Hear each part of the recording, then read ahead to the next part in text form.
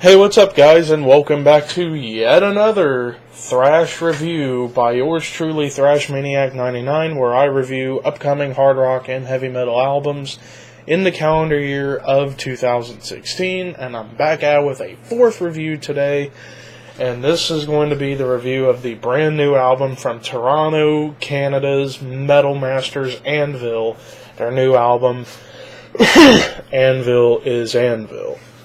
For those who don't know, Anvil is a heavy metal band that formed in Toronto, Ontario, Canada in the late 1970s and put out their first record in 1981 with Hard and Heavy. But then when they made their second record, Metal on Metal, it was considered one of the precursors to what would become thrash metal because of Rob Reiner's double bass work on the drums. And then, of course, you had another classic, underrated classic in Forged in Fire. But then after that, they fell into obscurity from that point on, up until that Anvil movie, the Anvil, the Story of Anvil, came out in like 2008. And ever since then, they've been getting rejigged into metal history.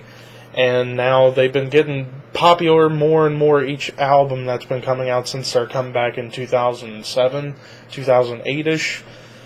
But Anvil is a band that actually gets lumped into the thrash metal category a lot, when honestly they're not really a thrash band. To me, they're more like a Canadian Judas Priest, like mixing speed metal with classic metal together. That's how I would best describe Anvil.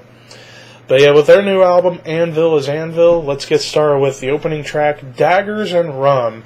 Right from the get-go, they're going with all kinds of weird, abstract kind of lyrics.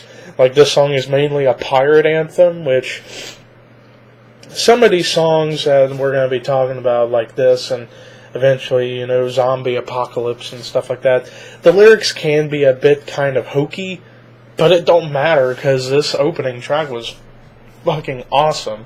I really loved the musicianship behind it. Sounds just like you're listening to old school metal, and it's done right. Doesn't sound like it's a derivative of anything in the past. It sounds fresh, in my opinion. So that's what made that opening track really cool. Despite hokey pirate lyrics, it still worked. The next song I want to talk about is Zombie Apocalypse.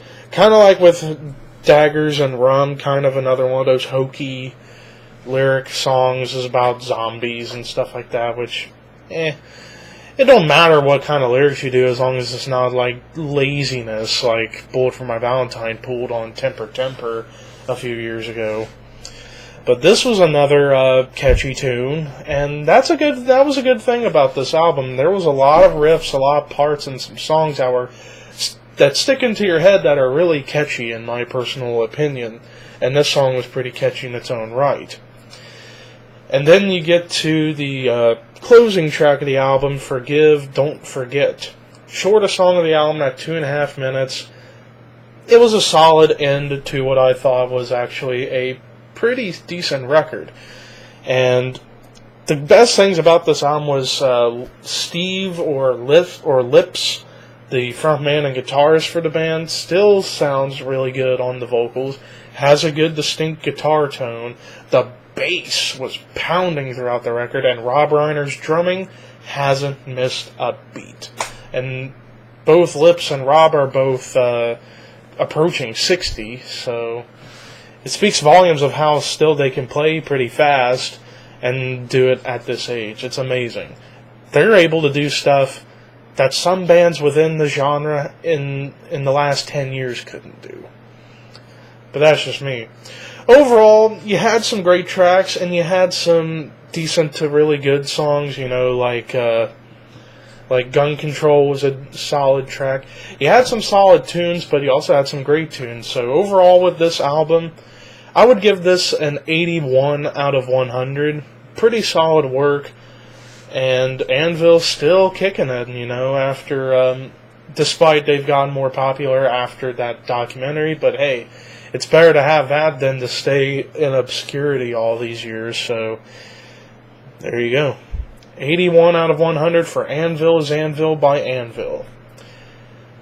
But that does it for today for album reviews. There will be a review tomorrow, and it's a big one, because it's an album I saw Cover Killer Nation talk about, and after seeing his review, I kind of need to check it out myself, if he's checking it out, and that is The Art of Loss by Redemption. But anyways, peace out. See you tomorrow.